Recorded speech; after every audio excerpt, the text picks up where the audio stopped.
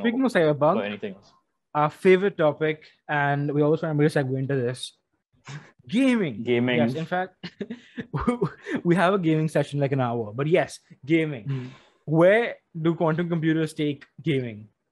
Okay.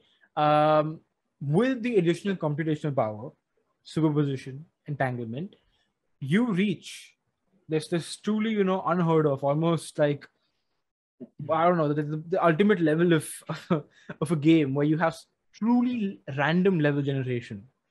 Okay, and so Right. then context for you, when game makers see random, it's random with an asterisk. Okay? It's not really random. It's random means like Yeah. one out of, I don't know, 10,000 different possibilities, right? But it's always Right. capped at a And fixed number. it's always pseudo random. It's not nothing. It's never like truly random. You know, the only thing that can truly be random is a particle that like exists in nature, or things that happen naturally in nature. Those can only be truly random. But a computer cannot generate a truly random value. There's always some existing factor that will back the value. So when you're traveling your Minecraft world and it's being generated as you walk in, it's 1 out of X number of possibilities. And if you do the math, you can actually predict the kind of biomes you're going to get in Minecraft.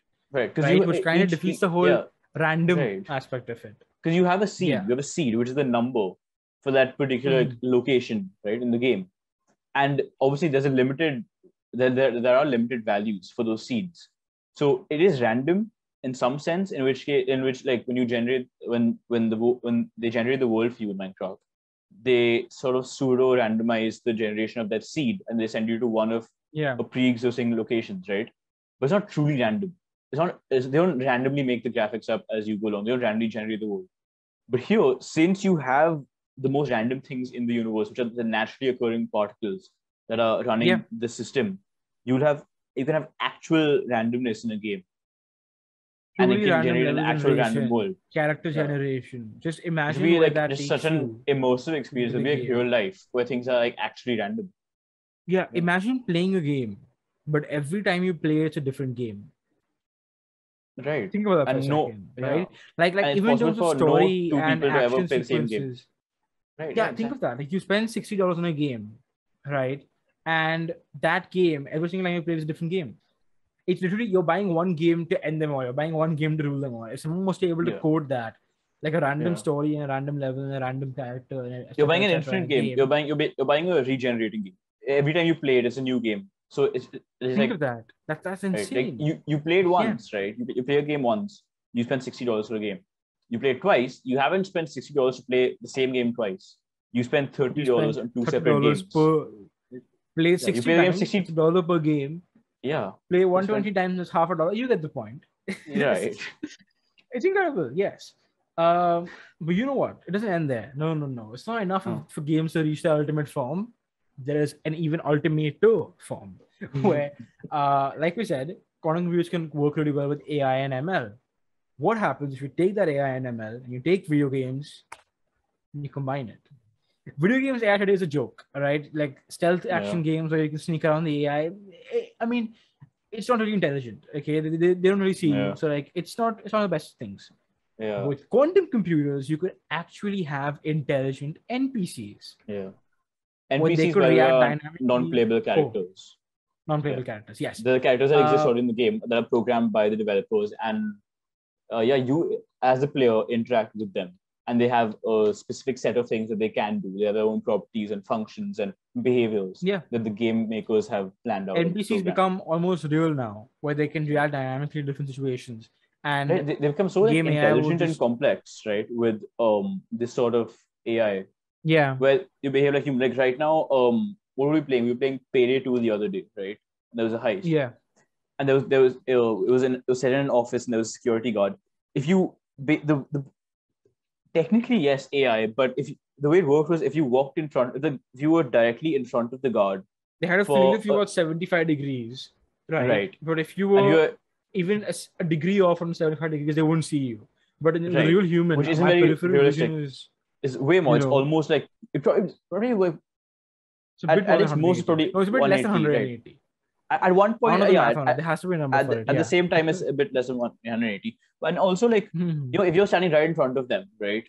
They like there's this bar that shows you whether you're fully detected, and you're only fully detected once you're in their line of sight for over, like, maybe say 3 seconds or 5 seconds, right? But if you're less than that, you move out of the way, the bar keeps decreasing and you're safe again, which is not how it works in real world. If you break into an office and a security guard and he sees you for even like a split second, he knows you're there, right? Yeah, And you're exactly. caught. I think, and you might be saying, okay, fine, maybe extend the peripheral vision or put the timer countdown less for detection. That's not what we're talking about over here. And that's not what we're trying to come at. Okay, the point we're trying to make over here is that, like truly human. yes, exactly. Make them react like a real human being would. Right. Just by increasing the peripheral vision, that would spoil the game, because then no matter where you are, they would see you, right? Lowering this thing would also spoil the game. But if the NPCs act like real human beings, you know what to expect. You're human, right? You're almost playing with other humans in the game. Yeah, and also like it really does lead to a different level of humans. AI. Humans don't function perfectly all the time, like how they're supposed to, and they don't function in a certain way. So when you program the bot, right, you program security guard to say, okay, peripheral vision slightly less than 180 degrees. That means like at any point in time, as soon as you cross that threshold, you're caught. But in real life, right, suppose I'm sitting here and someone walks in, there is some possibility that, maybe I'm wearing my headphones, I couldn't hear them come, which means my head isn't like looking that way. Exactly. Or maybe, I don't know, maybe I'm sleeping, maybe my eyes are closed a bit, so I can't really see anyone coming. Those things will actually come into the game once you reach that level of AI and that level of human intelligence, and you give it to like NPCs. And it's not just about sneaking around, getting detected, not getting detected, right? It leads to an infinite number of possibilities. Like today in stealth games, it's simply a matter of hide behind cover, wait for guard to go, move. Hide behind cover, wait for guard to go, move, right? But with truly intelligent guards, you don't know how they're gonna move. Again, too random. They never go anywhere. Right. And because of that, it leads to so many different dynamic situations. You can have an infinite number of situations happening with the guard. And stealth games has become all that better with better AI. And if that wasn't enough, right? You got the best AI, you got the best randomness. Let's run with the Holy Trinity. All right. Let's truly bring games to their ultimate form. Right. And you have the chef's kiss graphics. Quantum computers, although might not seem like the most obvious thing, can create very, very, very, very hyper realistic graphics. And you might say, games are already reached a point where it's almost indistinguishable. It's almost like a movie now. They look very, very good. No. You can go beyond. There is a level beyond where we are at right now with computer graphics, and quantum computers can take us over there. When you're making graphic image, computers search across a big database, of information or data to create every single picture, every single character you see in a game. Quantum computers can significantly speed that up to like a point where it's indistinguishable, right? Layer enough of those fast operations on top of each other, and you have real-time, hyper-realistic graphics. It's basically real life. It's real life. It's real life. It's basically a simulation. Like it's basically when you combine all this, GTA 27 running on a quantum computer, you are running your own simulation of essentially alive people at this point in a live world. You're a criminal. You should feel like a criminal at the end of it. You are a terrible person if you play quantum computer games. Yeah, but no, because at that point, right, you have the world moving really randomly around you. That's the way the real world works. The real world is random. At that point, your video game world is completely random. The people behave like real people, which is, again, what you have in the real world. People are unpredictable.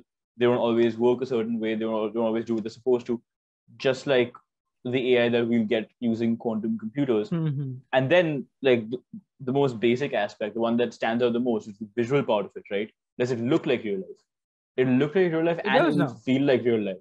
And then you basically you have a simulation. That's basically what quantum computers will give you with video games.